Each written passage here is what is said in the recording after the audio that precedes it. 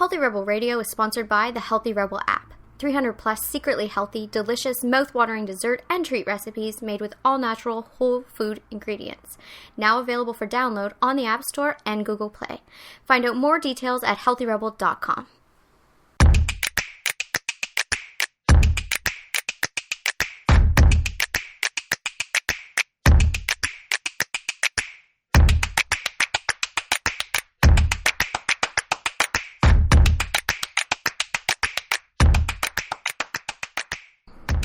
Welcome to Healthy Rebel Radio. I'm your host, Dr. David Duzzer. I'm here with my Gaming Health Healthy Rebel co-founder, Amy Lane. Good morning. Good morning. Just a few quick health and wellness stories to review today. Number one starts with a story that really begins for us a couple days ago. We were watching American TV, and we saw a commercial for Roundup. Do you remember that? Yes. Or did I dream that? No, that did happen. It did happen. And we both said to each other, I thought this was banned. I thought it was over. Roundup is still a thing. Are you sure it was American and not European? Maybe it was European. It was a live broadcast of a sporting event at a public place, so we don't really know because the commercials, we're always thrown by commercials because we don't have cable, so we don't see commercials. Mm-hmm. So when we do see them, we get really, we watch everyone, we're like, what's this? This is new. I can't remember if it was American or if it was European. Anyways, I was looking this morning. Roundup is not banned in the U.S. It's banned in some places. Oh yeah, definitely, it's not banned. So in fact, it's. I would say it was. That's what we saw the other a few months ago, where there was this clip, and they said, "Oh, it's safe to drink," and then this is at a press conference with a congressman or something, and they say, "Okay, have a drink of it," and he doesn't drink it. Do you remember that? Right. Yeah. He was lobbying for the. Yeah. Monsanto still believes that it's not carcinogenic, even though I believe there's documentation that says that the glyphosate in the the Roundup is. Mm. Anyhow, 3 Nebraskan farmers are suing Monsanto because they all have cancer. Oh. So it's it's a major story today. It's a major story, and I mean this has I believe in Canada this came up years ago. Yeah, I mean I remember when we were young. Everyone got rid of it. I didn't even... honestly, I guess I didn't even know it was still a thing. Right. I mean, I remember that press conference I was speaking about a few months ago, and they were saying, it's safe to drink. It's found in your groundwater. It's in human studies, you see it in, I believe, in urine. So it's getting into the people. What is it doing? Yeah, that's not a good way to say it's safe. No. You've been consuming it. Yeah, no, it's not a way to say it's safe. No. Anyhow, these Nebraskan farmers are suing. I don't know what's going to come of it because, of course, Monsanto is one of the most powerful companies in the U.S. That's a problem. When these companies are so huge and powerful, it's really hard to fight them. It is. It's really hard to even get the proper education out there. It's hard to get a proper scientist.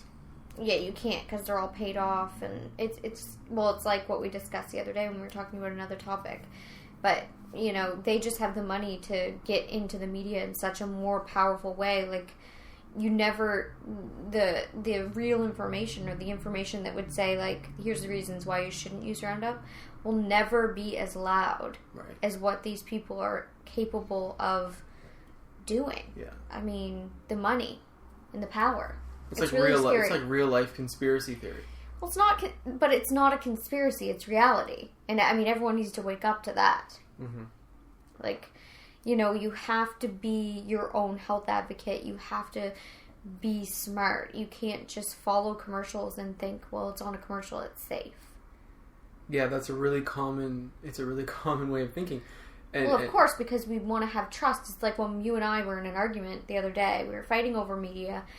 This is normal. We're fighting over media. This is where how our fights go down. So we were having a debate about media, and David was explaining to me why this certain body of government was not fighting back against basically slander in the media. And I was having a complete hissy fit. And the basis of what I was saying was, right, but they're lying. So they should be held accountable. The media has been selling titles that is a lie. And everybody has read this. So if the person being attacked or the body being attacked doesn't go up back against the media in the same level and say, this is a lie, you're lying to people, this is clickbait, you're slandering our whatever. I said, like, and I was so mad, and I was like, they have to fight against it. And you're like, but you were just like, but how would that ever be published?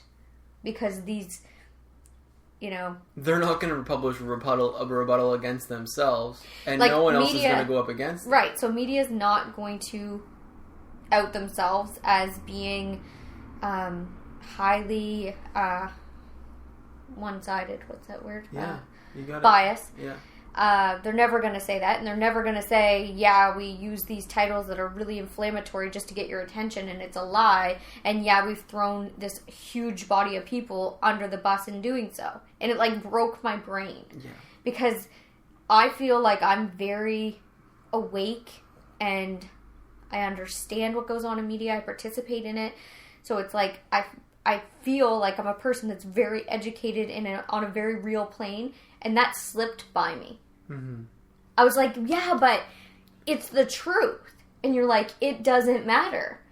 Media covers things however they want to cover it, and it is all biased no matter what. When a human puts their... And it just broke my brain. I was like, oh my God, you're right. Like, it made me that much more mad. Yeah, I mean, in even saying this conversation, the body of government we're talking about has already released multiple statements that were never published and would never be published because they're not exciting enough. They're not inflammatory. That's the problem. Yeah. And that's the problem with where we are right now with media. It's like, if you don't get our attention in 2.4 seconds, we don't care if it's real or not. We just want to know something really scandalous or really inflammatory, or let's throw a whole group of people under the bus. Like, we want to hear all this stuff that makes our brains go, what? Instead of, like, focusing on reality. And it, like, part of it is us. I blame us for what we've been clicking on and what we've been paying attention to. I completely blame us as people. But the other thing is, it's just a horrible reminder that there is, like, these small groups of people that are making our decisions of what we see on media and how it's said. So it's not a conspiracy, it's reality. Mm-hmm. And so we all have to shuffle through and decipher what we pay attention to and what's really being said. Because like I said, in this situation that we're talking about, and we'll talk about it probably next year, what's being said in the actual articles has truth. It's just being said in a very biased way, and it's being sold in a very scandalous way. And people, especially adults, I know we blame children, but it's really adults. With working with adults, I can't get over it. We don't read. No, it's so true. We scan the title. Oh my heavens. And then we just kind of skim, and then it's over. Yeah. We just trust these people to do, tell us, feed us the truth, but we don't even actually look and decipher and make decisions for ourselves anymore. We've set ourselves back. Anyway, I was just shocked by this conversation that we had about media. It broke my brain because I thought, I know, and I'm all jaded, and I know what goes on, and I've seen what goes on. And, like, when you said that to me, and I was so mad, it broke my brain. I was like, oh my gosh, it's my blind spot. I really think that these people at the end of the day are working from honesty and integrity, and I forgot that they're working for clicks and views and purchases. Period. I forgot. It, like, because I always believe in the back of my mind that people are working from a genuine place. Mm-hmm. I always feel like it's under there. That's a good quality. That's a good quality to have. Well, I don't know. It is. It really is. But it was a huge blind spot for me, and it reminded me that I have to be smart, and I have to be my own advocate, and I have to, read. Yeah, I mean, and the purpose of this conversation is with regards to chemicals in the environment. When you see commercials for Roundup saying how safe it is, you have to demand the truth. So you do. You have to go out and you have to find the sources, all the information. So So it's not just the things that fall under the guise of now we're dismissing everybody that's against anything that has $1 billion company, and we call them things demeaning like conspiracy theorists. Like, there are obviously conspiracy theorists. I'm not talking about Jay-Z's and Illuminati and all that stuff. Like, I don't know. I'm not talking about that. I don't know. Maybe. You know what? I don't know. But, no, I'm just kidding. Like, I'm not talking about that stuff. They've turned actual rational points and scientific evidence, because they have so much money and power and influence in the media. Very intelligent people that have really smart points to make. They're conspiracy theorists. No. You know who were conspiracy theorists? The alarmists that were saying asbestos was a problem. Yeah. When the government was promoting it and toting it and putting it in every government building, every office building, every school. Yeah. Those were quote-unquote conspiracy theorists. No, they were smart. They were trailblazers. Exactly. So we have to be smart. You absolutely do. And it can be about the smallest things as well. When we're talking about chemicals, like this is a discussion about chemicals. Yeah, if you're killing things on your lawn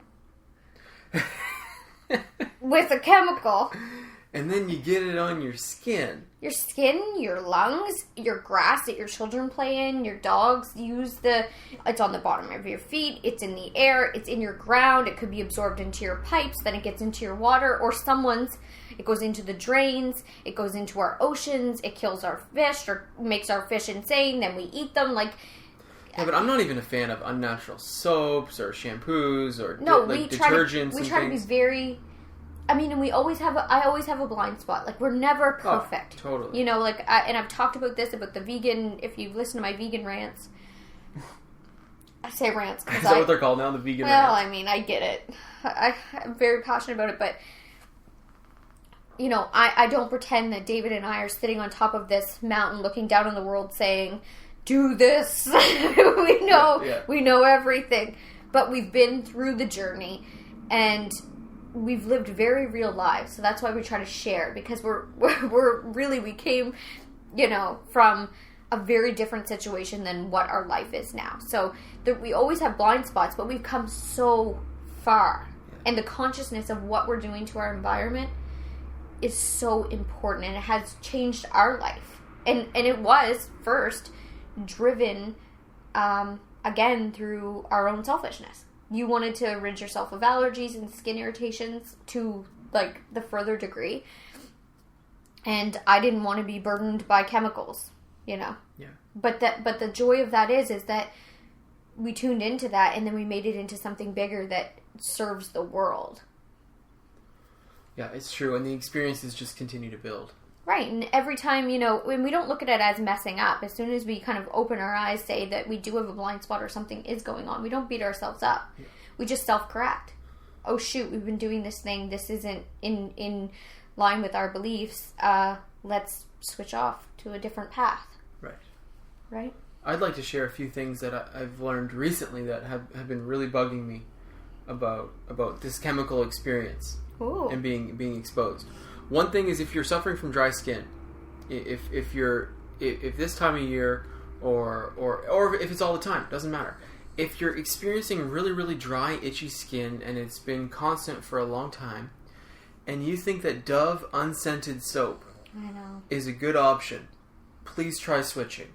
Because, you know, obviously when this one symptom comes up, a common question is, what are you using for soap? And you would be absolutely surprised how many times people say, oh, I'm using Dove, but it's unscented.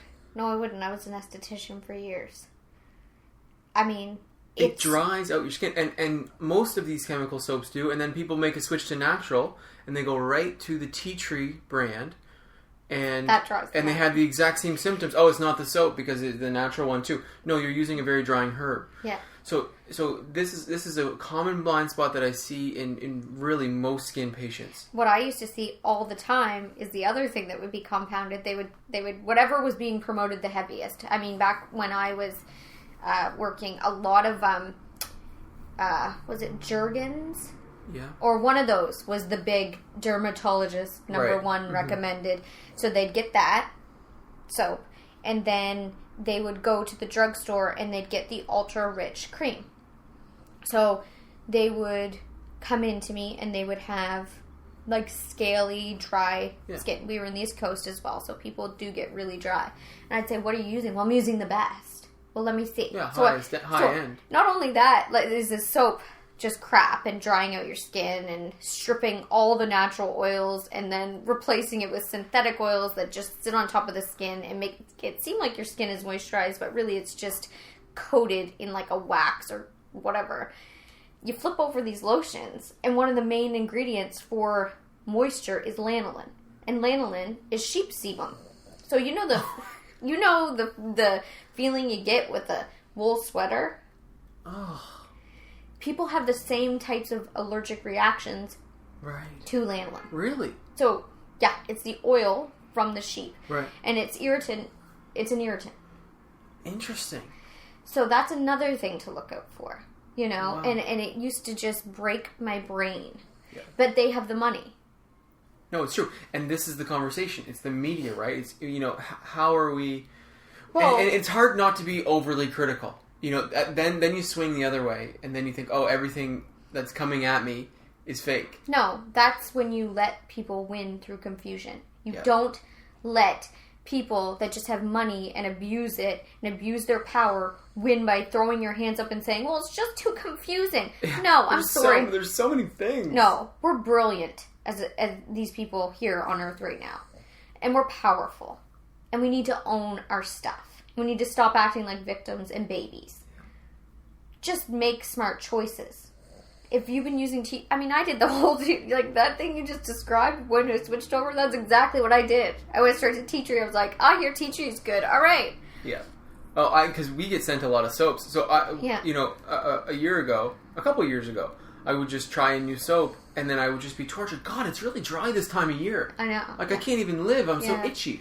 I know. And it's like, you know, you're using a new soap. For some reason, you made a switch. Yeah, see, and like the reason we talk about, like, we're guilty of it all. So it's about owning your power. It's not that hard that you would throw your hands up and be like, everything's gonna kill me anyway. To hell with it. Just because you can't. That is common thought. Right, but come on, it's just picking a soap.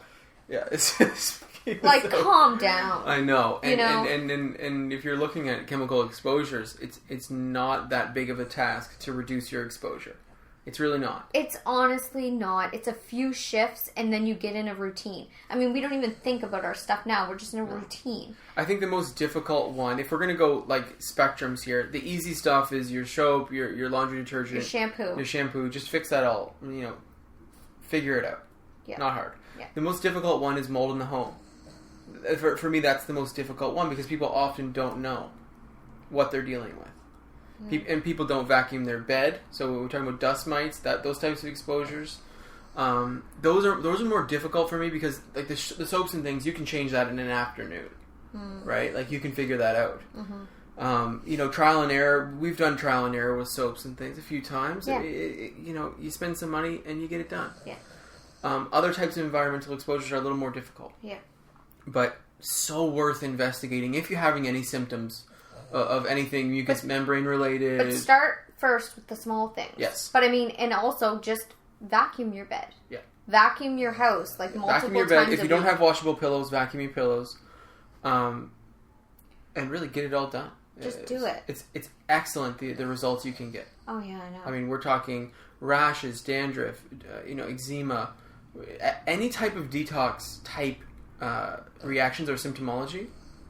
These simple things can be huge. Like, I thought I used to have seasonal eczema. Like, Yeah. No, that's not a thing, but I did. Like, I was like, that's what I have. I mean, contact dermatitis from environmental pollens, potentially. No, I'll tell you what it was. What? So, I used to have a clothesline. Okay. So, I would use, like, this it was a natural detergent thing I was on for a long time, because my dad was like a pioneer in natural stuff. So he would just literally drop things off like a little natural fairy at my door, and I would just use them. So I was using this natural stuff. So with clothing, I never had an issue, but I had a clothesline. In the winter, I would, because this is what my mother did, and her mother did, and her mother did, I would get fabric softener and dryer sheets. because I would start using the dryer. Right. And I would use the fabric softener because supposedly that makes your fabric soft before you put it in the dryer, right? Yeah. And all of a sudden I'd get this seasonal eczema. This winter eczema. Oh, I got the winter eczema this year. Like, that was a real thing in my life for years, and I suffered. And then when you cut it out, it was gone? Well, have you seen it? I've never heard this story before. We've been together for a decade. Yeah. Like, no, I don't get seasonal eczema. So such thing. Wow. Isn't that, like... Yeah. But, like, I didn't even put it together. That is the story. But right now, this is, like, very clear. Back then, I never would have been able, because I'm like, everybody does it in my family. Yeah, everyone is dry in the winter. Not only that, it would stuff me up, because it would be, like, vanilla, scented, crap, just awesome. Right? Yeah. And just on my pores. Like, it's just my sheets. Oh, I can't even know. I can't even think about it. So, it's about just, like, being honest with yourself and clear about... And it's hard when you grow up in a certain way and, like, you're in a certain environment because, like, no one else... Well, when you think it's normal to have certain symptoms as well. Yeah, I mean, I thought the seasonal eczema was... I thought everyone got it. Yeah, of course. Right? Right. I mean, yeah, so... So check your blind spots. It's not a daunting task. Don't beat yourself up. Like, it's funny. Yeah, it's funny. It is. It's all funny. I mean... I'm sitting here trying natural soaps like I think it's a fun game to try. I know. And then I'm just tortured. You used to have a really hard time. Yeah. But, like, you were getting the detoxifying, drying soaps, which you didn't need. No. Right. No. Yeah. That's Healthy Rebel Radio for today. Thank you so much for listening and have a great day. See you. Healthy Rebel Radio is presented by the online health and wellness center, DamiHealth.com. Since 2009, Amy Lane has successfully coached thousands of women through her signature program, the Bikini Body Program. Join today to work exclusively with Amy to unveil your greatest yet to be from the inside out. Go to DamiHealth.com for more information. Thank you for listening to Healthy Rebel Radio. Please connect with us on our community pages on Facebook, Pinterest, and Instagram, all at the handle @DamiHealth.